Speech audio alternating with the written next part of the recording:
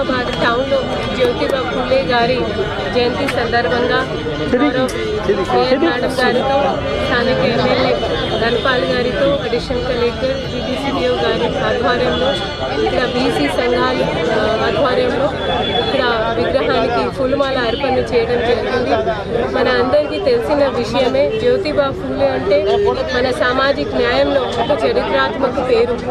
ఈరోజు మనం ఈ రోజుని, ఒక శుభదినాన్ని మనం ఘనంగా జరుపుకుంటున్నామంటే వారి ఇచ్చిన సందేశాలు, వారి ఇచ్చిన మనం జీవన్ని ఎలా గడపాలి అనేది ఒక అమూల్యమైన సందేశాల వల్ల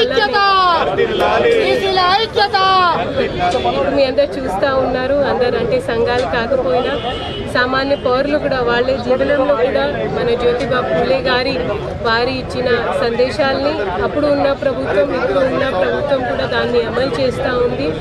దానివల్ల బలహీన వర్గాల జీవనంలో కూడా ఒక మార్పు వస్తూ ఉంది.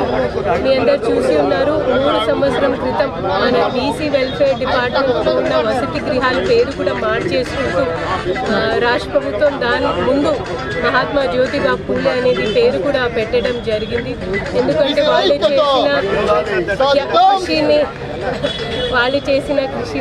చేసిన త్యాగాల్ని చరిత్రాత్మకంగా ఎప్పుడో చరిత్రలో ఉండాలి అనే ఉద్దేశంతో మళ్ళీ మనం అందరం స్టూడెంట్ లైఫ్ కానివ్వండి, ఉద్యోగస్తులు కానివ్వండి, వాళ్ళు ఎప్పుడు ఈక్వాలిటీ అంటే సామాజిక న్యాయాల గురించి, అదేవిధంగా మహిళలకి ప్రతి ఒక్క రంగంలో ప్రాధాన్యత ఇవ్వాలి అనేది వారు ఎప్పుడు చెప్పేవారు.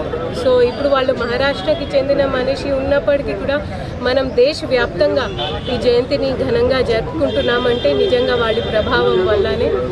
మళ్ళీ మీ అందరికీ ఈరోజు జ్యోతిబా ఫూలే జయంతి శుభాకాంక్ష తెలియజేస్తున్నాను.